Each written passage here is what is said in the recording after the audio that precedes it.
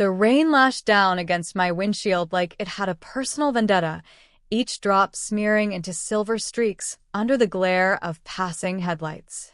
My car had given its last breath 20 minutes earlier. An ugly cough, a grinding noise, and then silence. Steam hissed from under the hood, rising into ghostly wisps that vanished into the storm. I sat stranded on the side of the highway, my hazard lights blinking weakly, painting the wet asphalt in a desperate rhythm. The trucks roared past me, their wheels throwing waves of dirty water over my old Honda, rocking it like a paper boat. I gripped the steering wheel even though the car wasn't moving, as if holding it tighter might anchor me to something safe. The smell of rain, oil, and my own fear filled the air. My phone buzzed on the passenger seat, down to 30% battery. My lifeline was slipping away. I opened the family group chat, my fingers trembling. The blue glow of the screen lit my tired face, making me look older than I wanted to admit. I typed carefully, each letter a plea I didn't want to sound like begging.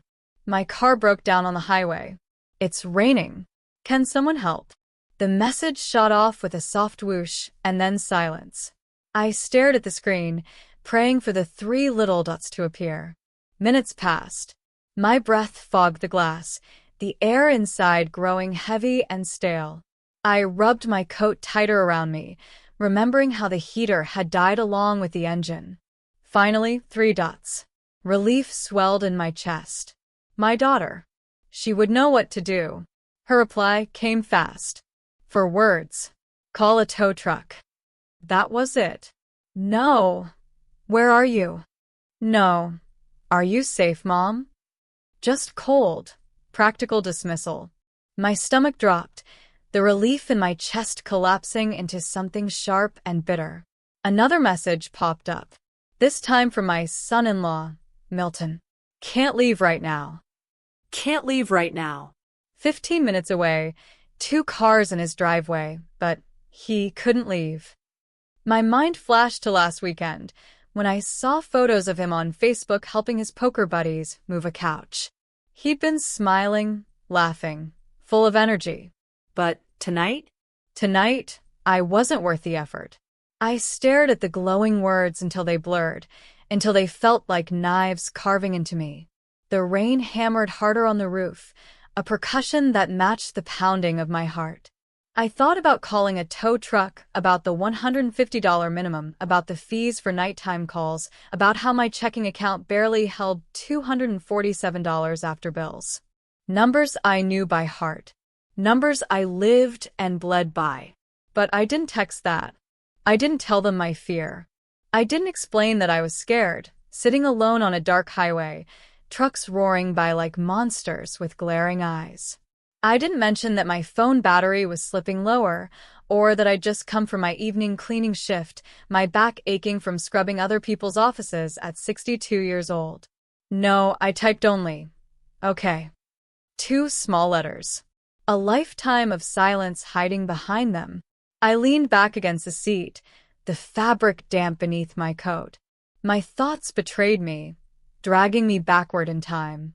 I remembered when my daughter was 8 years old, crying from nightmares.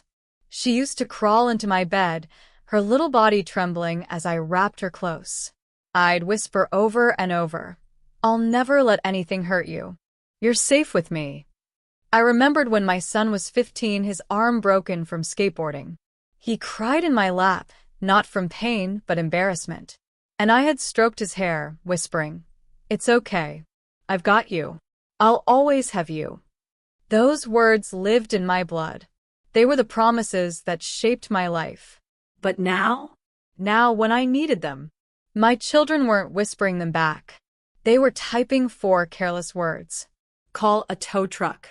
My throat tightened. The storm outside roared, but the storm inside me was louder. The silence of their indifference pressed against my chest like a weight I couldn't lift. I checked my phone again. No new messages. Nothing from my daughter. Nothing from Milton. Nothing from my son.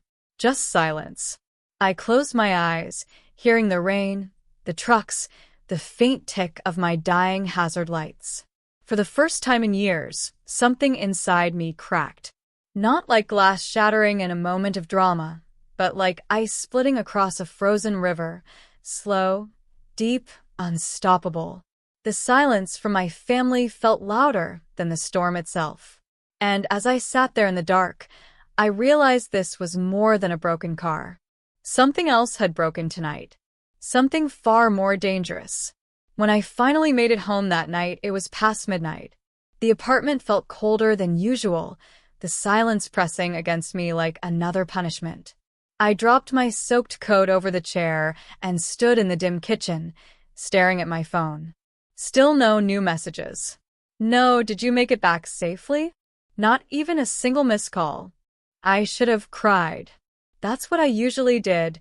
Turn the sting into tears, swallow the bitterness, and remind myself that they were busy, that life was different now. But instead, something else came. A hollow numbness, mixed with a sharp edge I didn't recognize. It was the same feeling I'd had on the highway when the car went dark, like the ground beneath me had given way.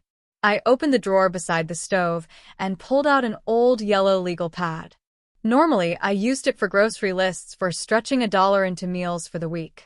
But that night, I began writing names instead. My daughter. My son. Milton. Angelina, my daughter-in-law. Each name sat heavy on the page, and under each I wrote memories. Not sweet ones, but debts, sacrifices, moments I had given without being asked. I wrote about last Christmas, when Milton's furnace broke and I lent them my emergency savings. He promised to repay it by February. February came and went, and now October had arrived. Not a single dollar had come back. When I brought it up, my daughter had said I was petty for keeping track. I wrote about the years of babysitting, the weekends I rearranged my life so they could travel, celebrate, live. I remembered staying overnight when Angelina was in labor, sleeping upright on a hospital chair so my grandson wouldn't be alone. I remembered buying birthday gifts for the children that cost me half my grocery money, just so they wouldn't feel different when their friends tore into shiny wrapping paper. The pen scratched across the paper, page after page, the rain still pattering faintly outside my window. The words poured out of me like confessions. Not because I wanted revenge, not because I planned to show anyone, but because I needed proof for myself, proof that I wasn't crazy, that the years of exhaustion weren't imagined.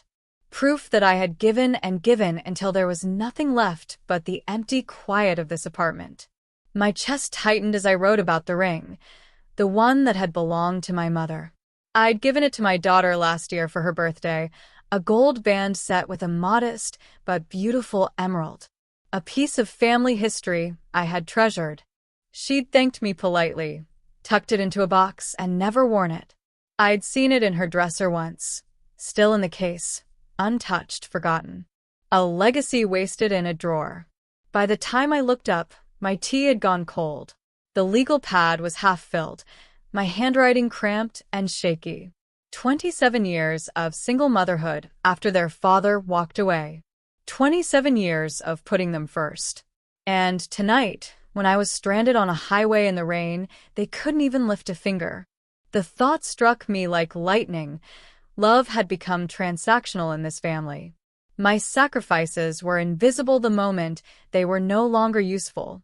My worth measured only in what I could provide: money, time, convenience. And when I needed them, there was nothing. Just silence.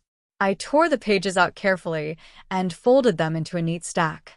They felt like evidence, like a case I was quietly building. Not against them in court, but against the story I'd told myself for years. The story that I was valued, that I mattered. As I slipped the papers beneath my mattress, the storm outside slowed, the rain tapering into a faint drizzle. But the storm inside me? That was only beginning. The morning after, I woke up with stiff hands from gripping that pen too long. The stack of folded papers lay under my mattress, like a secret I wasn't ready to share. I brewed coffee with yesterday's grounds, the bitter taste matching the heaviness in my chest. I kept checking my phone, half hoping, half dreading, but there were still no messages. Not one of my children cared enough to ask if I'd made it home alive.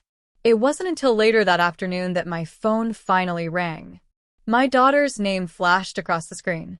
For a second, my heart jumped, foolishly hoping she'd realized how cold she'd been, that maybe she'd say, "I'm sorry, Mom. I should have come." I answered quickly. "Hello." Her voice was bright, distracted. I could hear the chaos of a house full of life in the background. Rebecca laughing, dishes clattering, the kind of warm noise I hadn't heard in my home for years. "So," she said, "did you get your car situation figured out?" I swallowed hard. "The transmission's gone. It'll cost at least $1,500 to fix." There was a pause, then a shallow laugh. Ouch. "That's rough. Have you looked into payday loans?" I heard they're quick. My hand tightened around the phone. Payday loans. That was her advice. My daughter, who lived in a $400,000 home, whose husband drove a car that cost more than my yearly salary, was telling me to go beg money from loan sharks. I forced my voice steady. "I'll figure something out." "Good," she replied quickly, as if relieved I wouldn't ask her for help. "Actually, the reason I called," her tone shifted into something careful, rehearsed. "We need to talk about Thanksgiving." Thanksgiving. A holiday I used to spend weeks preparing for, cooking, decorating, making sure every detail was perfect so my children would have good memories. My house used to be the heart of it. Now I listened, bracing myself. "Milton's mom is coming this year," she said, "and with the table size, well, Angelina's parents are also coming. It's just going to be too crowded." The silence stretched, filled with unspoken words. I understood immediately. There was no room for me. "We could maybe do something smaller the weekend after," she added quickly, like tossing scraps to a dog. "Just us." Something smaller. Something after. I had heard those words before, for birthdays, for Christmases, for dinners that never actually happened. Empty promises, said with a smile, but never kept. I pressed the phone tighter to my ear, forcing my voice to sound calm. "Of course. That makes sense." She sighed in relief, thanked me for understanding, and hung up. I sat there in my quiet kitchen, staring at the faded wallpaper, the hum of the refrigerator filling the emptiness. I thought back to Thanksgivings past, me basting turkeys at 5 in the morning, setting out the good china, my children laughing around the table, their little hands reaching for pies I'd stayed up late to bake. Back then, they needed me. Back then, I belonged. Now, I wasn't even worth a chair. My eyes landed on the stack of folded papers under my mattress. My ledger of sacrifices. I thought about pulling them out, adding today's date, today's conversation. Instead, I sat motionless, listening to the sound of my own breathing. 24 hours earlier, I would have cried, Begged. offered to bring food, to buy a folding chair, to squeeze in somehow. But today I felt something different. A quiet, crystalline clarity settling over me like frost. I wasn't angry, not yet, but I understood. They no longer saw me as family. I was an afterthought, a burden, a space that could be erased without consequence. Thanksgiving without me. The words echoed in my head. And for the first time, I stopped trying to fight them. 2 days after that call, I found myself standing outside a brick building downtown. The windows were streaked with dust, the paint on the doorframe chipped. A sign above read, "Green and Associates, Elder Law and Estate Planning." I don't know what exactly pulled me there. Maybe it was the silence in my phone, or the stack of papers hidden under my mattress, or maybe it was just the growing sense that if I didn't do something now, I'd vanish completely. The receptionist, a young woman with kind eyes, offered me a clipboard. "First consultation is free," she said gently. "Just fill out what you can." I sat in the waiting room with trembling hands, writing my name, my age, my income, or lack of it. Each line I filled out felt like peeling away the thin skin I'd wrapped around my life. I half expected someone to stop me, to say this wasn't for women like me, Women who had only ever been mothers, who had no assets except memories. When they finally called me in, I was greeted by a lawyer younger than I expected. Her name was Thea. She had sharp features but warm eyes, the kind of look that told me she'd heard more confessions than sermons ever had. She shook my hand firmly, like I mattered. "So, Mrs. Roberts," she said, settling into her chair, "what brings you in today?" For a moment, I couldn't speak. My throat locked, my chest heavy. Then the words tumbled out. The car breaking down, the texts, the years of giving, money, babysitting, my time, my health. I confessed it all, piece by piece, as though she were a priest, and I was finally unburdening sins I hadn't committed. She listened without interrupting, just small nods, her pen scratching across a notepad. When I finished, my cheeks burned. I waited for her to tell me I was being dramatic, that this was just family life, that I should be grateful they even spoke to me at all. Instead, she leaned forward. "What you've described," she said carefully, "has a name.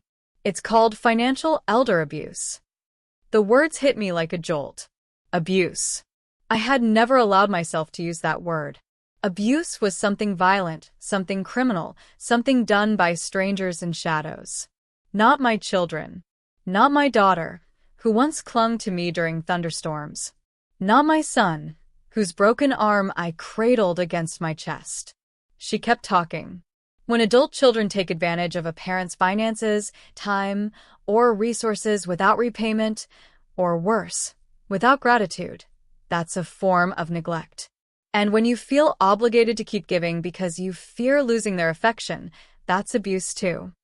I sat frozen, my heartbeat loud in my ears. Abuse. She explained options, how I could legally record debts, how I could protect my modest savings, how I could control where my money went when I was gone.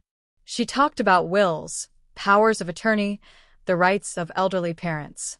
Her words were calm, matter of fact, but to me they felt like lifelines being thrown into a storm. "The law can't force your children to love you," she said softly, meeting my eyes, "but it can protect you. It can make sure your choices are respected. And sometimes, Mrs. Roberts, the first step toward peace is simply deciding you still have choices." I nodded, though tears blurred her face into something watery and indistinct.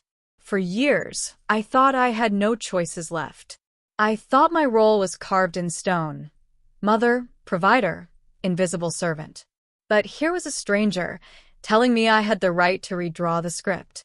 By the time I left the office, the afternoon sun had broken through the clouds, spilling light across the sidewalk. I clutched the packet of papers she'd given me, brochures, notes, instructions, like they were treasure maps. For the first time in decades, I felt something stirring inside me. Not happiness. Not yet. But power. Quiet, unfamiliar power. And I wasn't ready to let it go. It was a Thursday evening when the buzzer to my apartment rang.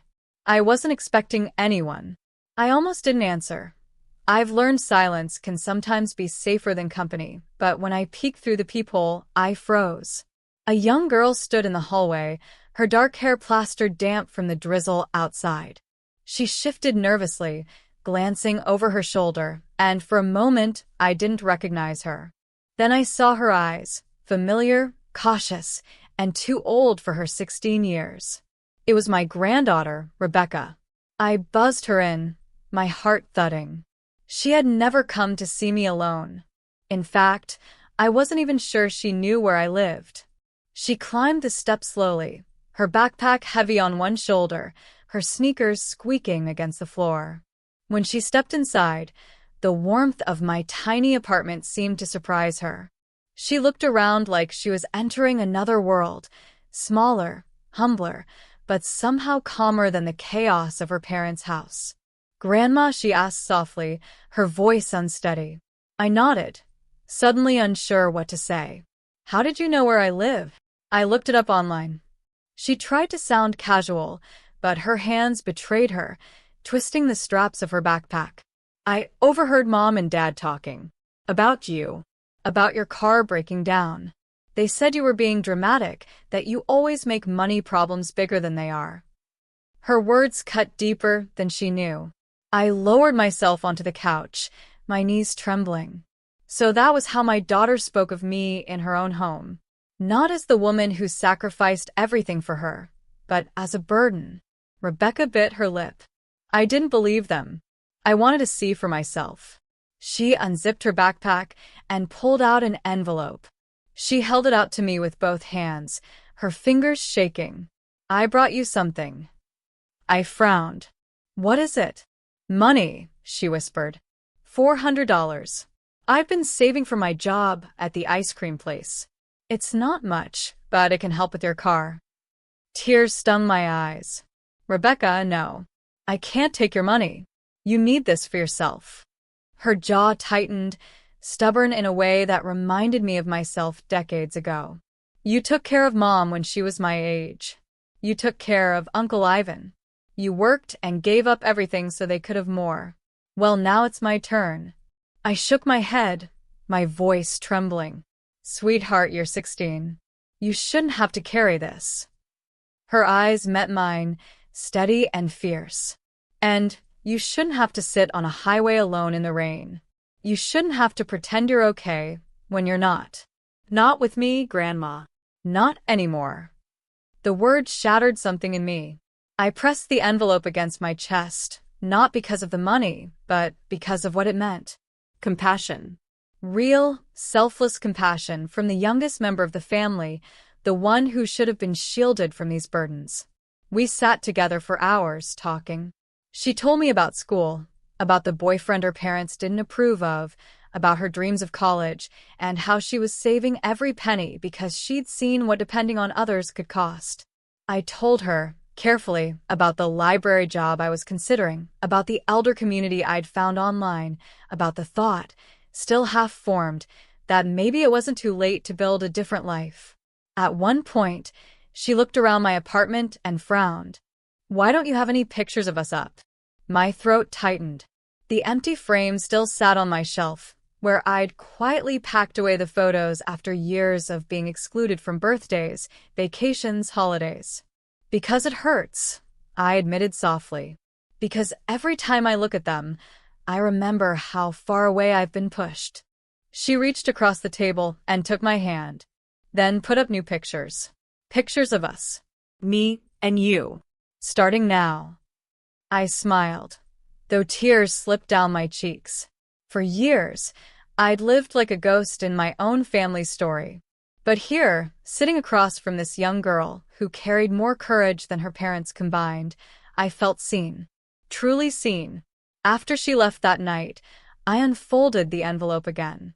400 crumpled dollars from a teenager who worked minimum wage, yet valued me more than my grown children did. I placed it gently in a new bank envelope, labeling it not car fund but future. Then I pulled out my legal pad. But this time, instead of adding to the long list of grievances, I started a new page. At the top, I wrote in steady letters, things I want. The list was short, work that mattered, people who saw me as more than a convenience, peace. And at the bottom, in bold handwriting, I added, to stop disappearing in a family that never looks for me. For the first time in a long while, I felt not just rage or sorrow, but purpose. The following weekend, my phone buzzed with a message from my son, Ivan. Mom, can you watch Mark this Saturday? Angelina and I have a couples retreat. For years, my automatic answer had always been yes. Rearranging shifts, scraping together extra groceries, staying up late to clean just so they could get what they wanted. But now, with Rebecca's envelope still tucked safely in my drawer and the words things I want staring back at me from my legal pad, my fingers hovered above the keyboard. I typed slowly, I won't be able to help this weekend. The reply came almost instantly. What do you mean? You never have plans. Never have plans. As if my life had no value unless it revolved around theirs. I swallowed hard and answered, I do now. The typing dots blinked for a long time before his next message appeared. Fine. We'll figure it out. The tone was clipped, irritated, like I'd just broken an unspoken contract. That night, as I made myself tea, the buzzer rang. Not a polite ring, but an insistent, almost angry press. My stomach sank. When I peeked through the peephole, Milton stood there, pacing in the hallway, his face red, phone in hand. I didn't open the door. "Mrs. Roberts," he called, his voice sharp. "We need to talk." I cracked the window instead, letting the cool night air rush in. "What do you want, Milton?" His head jerked up in surprise. "Let me in. This isn't something we should discuss out here." "Then maybe you should have called first," I answered, my voice steadier than I felt. He scowled, lowering his tone but not his anger. "Dwayne's worried about you. She says you've been saying things to Rebecca, filling her head with nonsense. This attitude of yours, it's not healthy." Not healthy. My fists clenched on the windowsill. All my life, when I finally spoke up, when I dared to draw a line, it was always labeled dramatic, overreacting, unstable. "Rebecca is old enough to see things for herself," I said firmly. "And what she sees is reality. The way families treat each other." "What's that supposed to mean?" he snapped.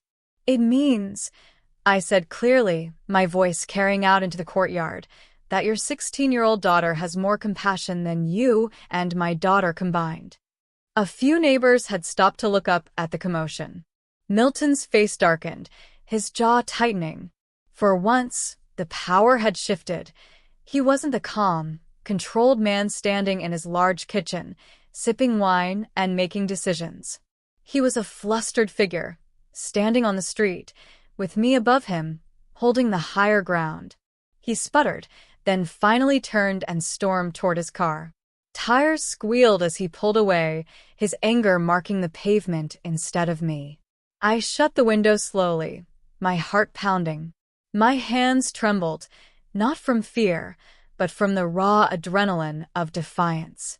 For the first time in decades, I had denied them access. For the first time, I hadn't opened the door just because someone demanded it. I walked to my bedroom and pulled out the legal pad. On the page titled Things I Want, I added a new line, underlined twice, to never again open my door to people who think they own my life. The night was quiet again, but inside I was anything but. The silence wasn't empty anymore.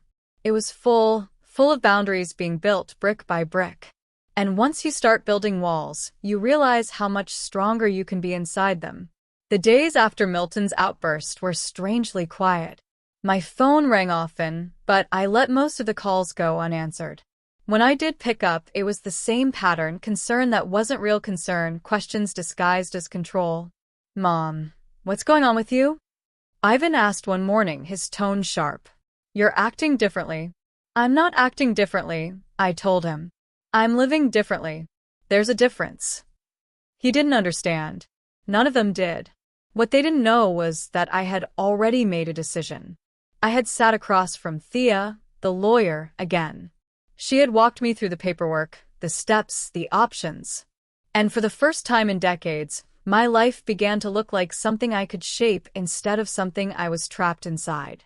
It started with the life insurance policy I'd been paying into for 30 years. A safety net I thought would one day help my children, help their families. But why should I keep funding a future for people who couldn't even ask if I'd made it home safely in the rain? I signed the papers, cashing it in. $60,000. Enough for a new beginning. I bought a reliable used car, nothing fancy but strong, dependable. I paid off my small debts. And I sent in my application deposit for the elder community I'd researched, Sunset Manor, tucked away in the mountains of North Carolina. A place where people lived with dignity, with freedom, with companionship. A place where I might finally belong. The day the movers came, the apartment felt like a stranger's home. Boxes stacked against the walls, furniture stripped of meaning.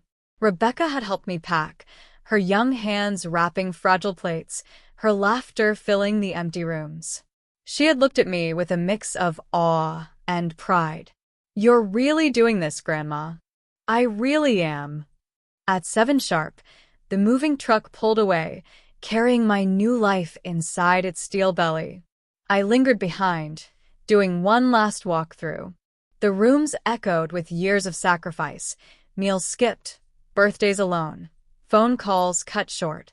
It was time to leave them all behind. That was when I heard the heels clicking down the hall, fast and uneven. My daughter appeared in the doorway, breathless, her face pale. "Mom," she said, her voice trembling. "What is this? What are you doing?" I turned slowly, car keys in hand. "I'm moving." Her mouth opened, then shut again. "Moving? To where? You can't just leave without telling us. This is insane." "I'm 64 years old," I said calmly. "I don't need permission to decide where I live." "But North Carolina?" Her voice rose. "You don't know anyone there. You don't have any support system." The irony nearly made me laugh. Support system? I don't have that here either. What I have here is a service system. I provide support. You receive it. That's not the same thing. Her eyes filled with tears. "Mom, please. If this is about the car or Thanksgiving or... It's about respect." I cut in, my voice firmer than I expected. "It's about love. Or rather, the lack of it." She shook her head, tears spilling now. "We love you. Do you?" I asked quietly. "When was the last time you called just to ask how I was? When was the last time you invited me because you wanted me there, not because you needed me to babysit or to fill a chair?" Love isn't words, Dwayne. Love is action. She opened her mouth, but no words came. I walked past her, down the hall, the keys warm in my palm. She followed, her voice breaking. "Mom, wait, we can fix this. Whatever we did wrong, we can fix it." At the car door, I turned and looked at her one last time. My daughter, 42 years old, standing in the parking lot, crying like a child who'd lost her toy. For a flicker of a second, old instincts tugged at me. The urge to comfort, to smooth, to sacrifice again. But then I remembered the rain, the broken car, the silence on the highway. "Some things can't be fixed," I said softly. "They can only be learned from." And with that, I drove away. The drive south was long, but every mile felt like shedding a weight I had carried too long. The further I got from Connecticut, the lighter my chest became. By the time the mountains rose ahead of me, green and rolling, I realized something startling. I wasn't afraid. For the first time in years, I felt free. Sunset Manor was everything the brochure promised and more. Not a sterile nursing home, but a living, breathing community. Sunlight spilled through wide windows. Laughter drifted from the communal kitchen, and people my age walked with purpose instead of defeat. They weren't waiting to die. They were choosing to live. My apartment was small, just a bedroom, a cozy living space, and a kitchen with bright yellow curtains. But it was mine. Every inch belonged to me, not borrowed for the sake of someone else's comfort. I placed my books on the shelf, hung my favorite painting above the couch, and for the first time in decades, set up a home that reflected only me. The calls from my children came in waves. First angry, then pleading, then silent. I let them roll to voicemail. "Mom, please think of the grandchildren. You can't just disappear like this. This isn't you, you're not well." But it was me. It was more me than I had been in 30 years. Rebecca's calls, though, I always answered. She was the one thread I carried with me, the one person who saw me as more than a convenience. She sent photos of her college applications, updates from school, little notes of encouragement. And every time we spoke, I felt a swell of pride, not in her grades or accomplishments, but in her courage to see what others refused to. Weeks passed. I settled into the rhythm of my new life. I joined a book club with Barbara, a retired nurse who had raised 4 kids on her own. I started a watercolor class with Hazel, a former teacher whose laugh could shake the walls. And in the afternoons, I tended the community garden. Rows of tomatoes, beans, and herbs stretched out under the sun, each plant a quiet testament to patience and care. One morning, as I knelt in the soil, dirt staining my hands, I thought about the ledger hidden back in Connecticut. The stack of pages filled with sacrifices and disappointments. For years, that list had defined me. But here, surrounded by green growth, I realized something simple. I didn't need those pages anymore. My worth was no longer measured in debts and loans. It was measured in seedlings that would grow under my hands, in laughter shared with neighbors, in the peace that came from choosing myself. A few weeks before Christmas, a letter arrived. My daughter, written in her neat, careful script. She accused me of abandoning the family, of ruining traditions, of breaking their hearts. I read it once, then folded it away. Her words no longer had the power to wound me. They weren't truths. They were just guilt, dressed in ink. On Christmas morning, I stood in the garden under a pale winter sun, harvesting the last of the tomatoes. My hands were cold, but my heart was warm. Across the path, Barbara waved, calling me over for cocoa. Laughter drifted from the dining hall, not forced, not desperate, but genuine. That evening, Rebecca called. She whispered into the phone so her parents wouldn't hear. "Grandma, I read the letter you sent them. It was the most honest thing anyone's ever said in this family. I'm proud of you." Her words settled in me like roots. Strong. Unshakable. As the day ended, I placed the basket of tomatoes on my counter. Red, ripe, full. I thought of all the years I had given away my harvest to people who never thanked me. And now, for the first time, I held a basket that was mine alone. The silence around me wasn't lonely anymore. It was peaceful. It was chosen. And I knew, deep in my bones, that quiet power will always outlast loud shame.